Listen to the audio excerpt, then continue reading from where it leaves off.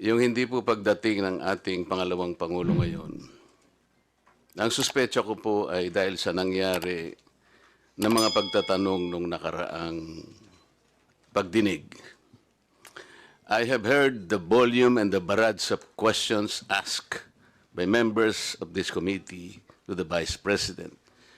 Despite the fact, Madam Chair, I heard her several times saying, I forgo the opportunity of defending the OVP budget for 2025 by question and answer, and I leave it to the House of Representatives to decide on such proposal as presented. That was the template of an answer given by the Office of the Vice President. Madam Chair, napilitan po akong mag-raise ng parliamentary inquiry. I think I have earned this.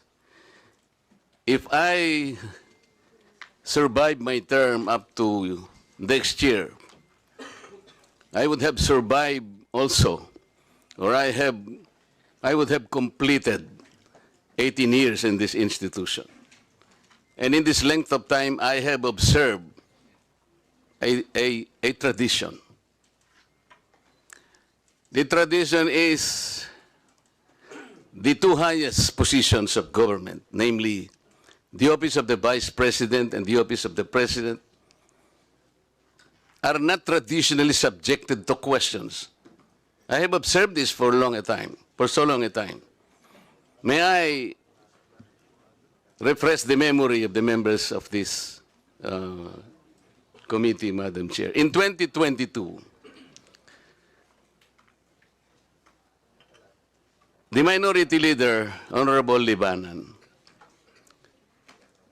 citing courtesy to the Office of the Vice President, took only about 13 minutes to move for the termination of the budget of the Vice President.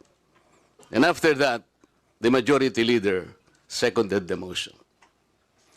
That was 2022, Madam Chair. Then 2023, no less than the Presidential son, our own Senior Deputy Majority Leader, the Honorable Sandro Marcos, stood up and invoked the long-honored tradition of according courtesy to the OVP, the Office of the Vice President. And in the same manner, he moved for the termination of the Office of the Budget, the consideration of the budget of the Office of the President, Vice President. I also recall, Madam Chair, that it was terminated.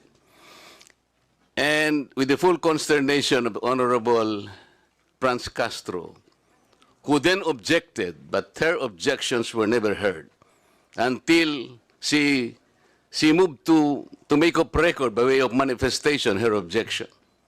But the committee collectively said, you can no longer do that because there was already a termination of the hearing. This is the time-honored tradition, Madam Chair. For so long a time, we have kept and observed this. We have upheld this tradition. My question is this committee authorized to set aside or discard the tradition? That is the question. Your Honor, such motion was not introduced in the last hearing. I'm now introducing the motion, Madam Chair. I second, Madam Chair. To terminate the consideration of the budget of the Vice President, Madam Chair, on the basis of the long and time-honored tradition, Madam Chair. In order for us to respect a tradition in the same manner that we have respected the tradition here that the first to interpolate every time is the member of the minority. That is the tradition. We have not yet discarded that. We're observing that because we are honorable members of this Congress. So the question is, why have we discarded that tradition? Is this committee authorized to set aside the tradition? If we are not able to do that, Madam Chair, then I honorably, respectfully now move to terminate consideration of the budget of the Office of the Vice President, and I so move. Sir, I objected to the motion, and may I explain why? We will take that up after we respond to the Honorable Marcoleta. Thank you, Madam But yes, Chair. we note that you made an objection, but your mic was off. So, the Honorable Marcoleta, please repeat your inquiry. Yes, in connection to the earlier parliamentary inquiry, Madam Chair, I have already related the value of tradition. Parliamentary procedures, Madam Chair, grow from or are enriched by traditions, experiences, and precedents collectively gathered by the House of Representatives over years, and the institution keeps them well. That is why, from my entry in 2004 or the 13th Congress until today, I have observed the observance of that well-kept tradition. The two highest positions in government, namely the office of the President and the office of the Vice President, were duly accorded with respect and deference. I have observed that. That's why I have relayed to you earlier, in 2022, the Honorable Libanan, invoking courtesy, took him only 13 minutes to dispose the office of the Vice President. And that was quickly moved, quickly seconded by no less than our majority leader. That was in 2022. I'm not going by record, Madam Chair.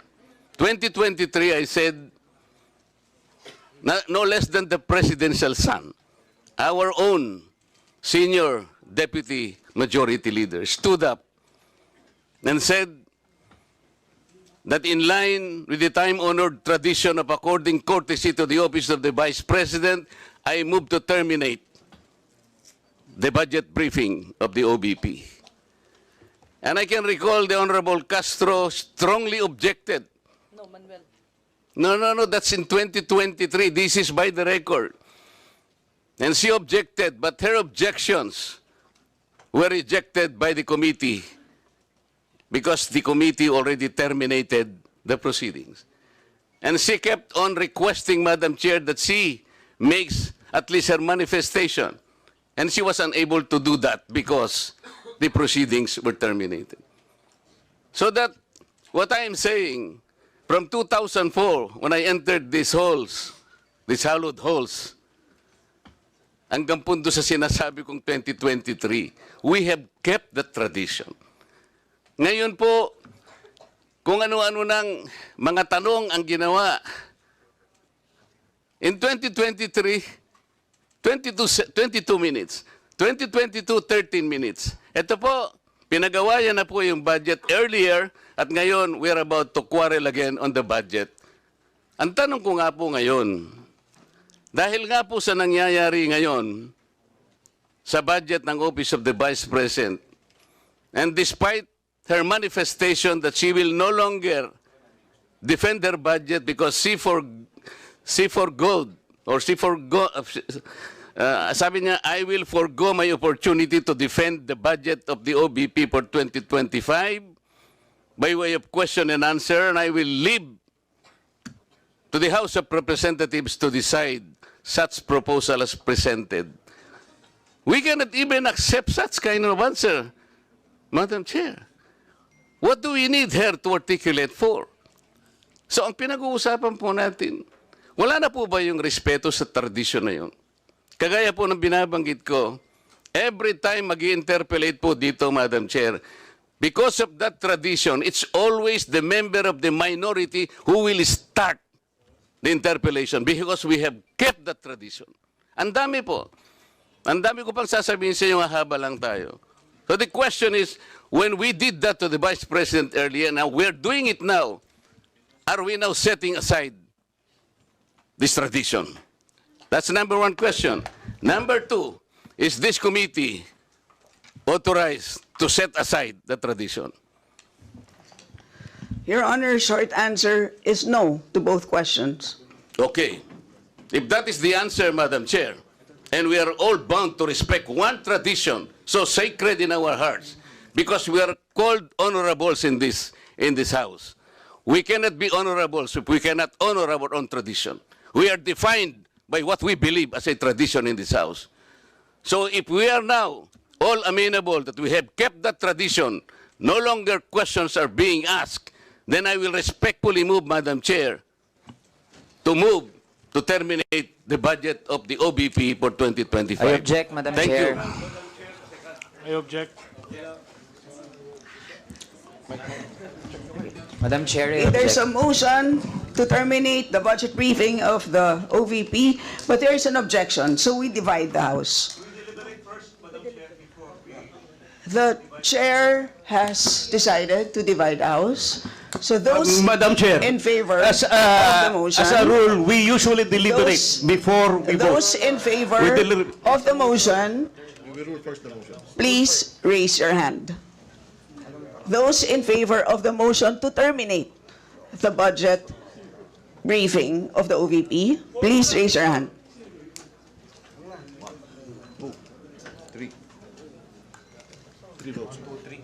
All those against. Those who are not in favor of terminating, raise your hand.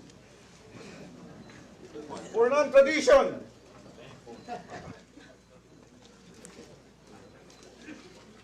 Okay.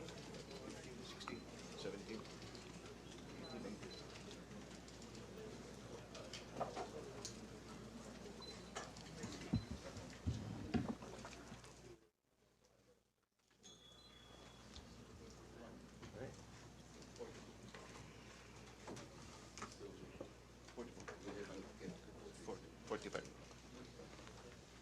Three in favor, 45 against. 3 in favor, 45 against. Motion is The motion lost.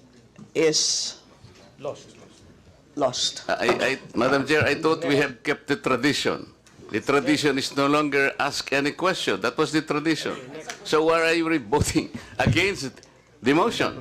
The majority of the will is it's- always respect. It's The will of the inconsistent majority with is the always tradition that respected. we have already agreed to observe. So we will Yes, Madam proceed Chair. to the next. You mentioned earlier that we will keep up the tradition. You said no.